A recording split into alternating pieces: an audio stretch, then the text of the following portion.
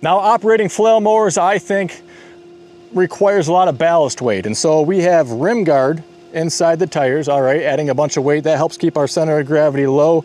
We also have triple stack of wheel weights on here, okay? So we have a lot of stuff, a lot of weight planting us to the ground to keep us nice and stable when we have this mower in different offset positions that can put a dynamic kind of load on it, especially when you're on uneven ground and kind of going over the bumps. And I'll tell you, mowing down the roadside was probably the easiest job that I did today.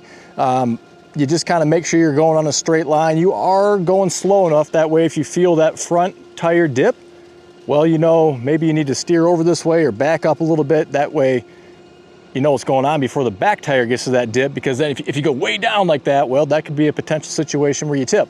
So anytime you're working on ditches or banks, you got to be really aware of that. Moving on to the pond, I am not much of a risk taker when it comes to risking my life. I prefer to stay alive, and so, you know, maybe you guys think of this too, but all I can think of is, well, I guess I'm just preparing for my tractor to tip right over into this pond, and what's my escape plan, you know, at that point. But it's good to think ahead like that and be prepared, I suppose. But again, going along the pond bank, I had walked this many times, this area. I knew it was pretty firm and pretty level on the first pond that we trim. The other pond, I knew that was a little bit more of a question mark. It wasn't very evenly, it wasn't super smooth along that bank. There were a lot of dips along there and a little bit softer ground, so I wanted to stay a little bit further away from that one, make sure I stayed in the safety zone, but still really effective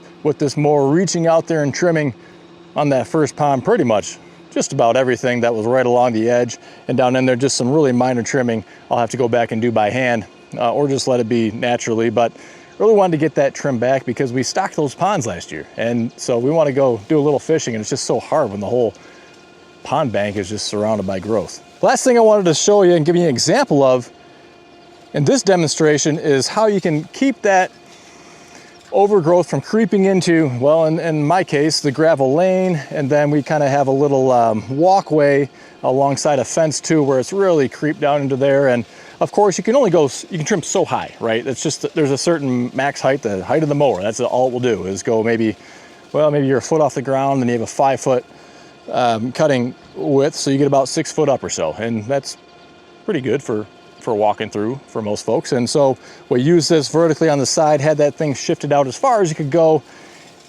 and boy, I think it did a good job.